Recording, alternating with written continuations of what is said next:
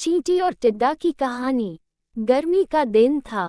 सुबह की खिली धूप में एक टिड्डा बड़े मजे से घास पर फुदक रहा था। वह बड़ा खुश था और उस खुशी में गा रहा था, नाच रहा था और जिंदगी के मजे ले रहा था। एक ओर जहां टिड्डा अपनी मस्ती में लगा हुआ था, वहीं दूसरी ओर एक चींटी अनाज के एक दाने को पीठ पर ढोकर अपने बिल में ले जा रही थी। जब चींटी एंट टिड्डे के पास से गुजरी तो टिड्डे ने उसे अपने पास बुलाया और कहा, प्यारी चींटी आओ मजे करें। लेकिन चींटी ने मना कर दिया और अपने काम में लगी रही। वह पूरे दिन कड़ी मेहनत कर एक एक कर अनाज का दाना खेत से उठाकर अपने बिल तक ले जाती रही।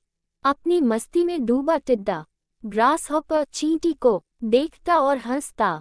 वह बार बार उसे अपने पास बुलाता और कहता, प्यारी चींटी तुम क्यों इतनी मेहनत कर रही हो? आओ कुछ देर आराम करो, मेरा गाना सुनो।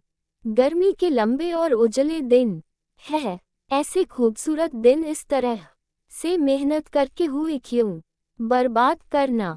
चींटी बोली, मैं ठंड के मौसम के लिए भोजन इकट्ठा कर रही हूँ। मेरी सलाह मानो तो तुम भी ऐसा ही करो, वरना बाद में पछताओगे। अभी से ठंड के मौसम के बारे में क्यों चिंता करना? टिड्डा बोला, मेरे पास पर्याप्त भोजन है और ठंड का मौसम तो अभी बहुत दूर है।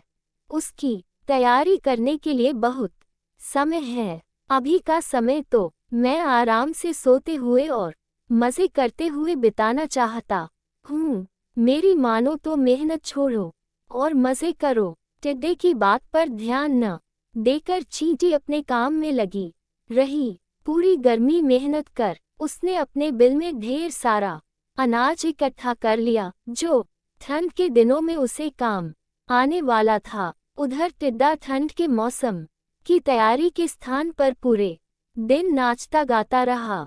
अपनी मस्ती में उसे होश ही नहीं रहा कि गर्मी के दिन बहुत लंबे समय तक नहीं रहने वाले हैं। जल्द ही ठंड के दिन और फिर बरसात के दिन आ जाएंगे, जो उस जैसे जीवों के लिए मुश्किल भरे दिन होंगे।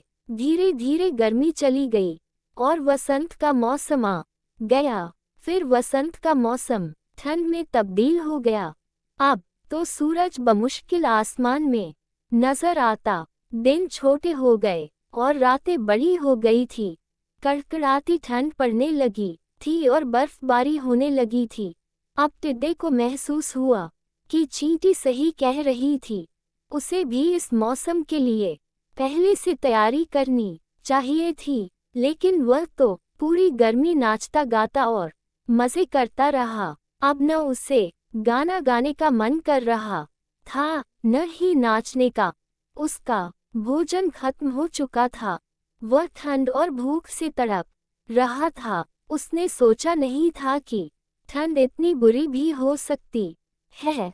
उसके पास भोजन नहीं था, बर्फ से बचने का इंतजाम नहीं था। उसे लगने लगा कि जिस गर्मी के मौसम में उसने इतने मजे किए हैं, शायद अब अगली बार उस मौसम को देखने के लिए वह जिंदा ही न बचे। एक दिन भूख से तड़पते हुए बर्फीले मौसम में उसकी नजर चींटी पर पड़ी, जो अपने बिल में मजे से आराम कर रही थी। उसके पास पर्याप्त भोजन था और ठंड से बचने के लिए आसरा। टिड्डा पछताने लगा और रोने लगा। उसे समय बर्बाद करने का फल मिल चुका था। सीख, समय का सदुपयोग करें, अन्यथा समय हाथ से निकल जाने पर पछतावे के सिवाय कुछ हाथ नहीं आता।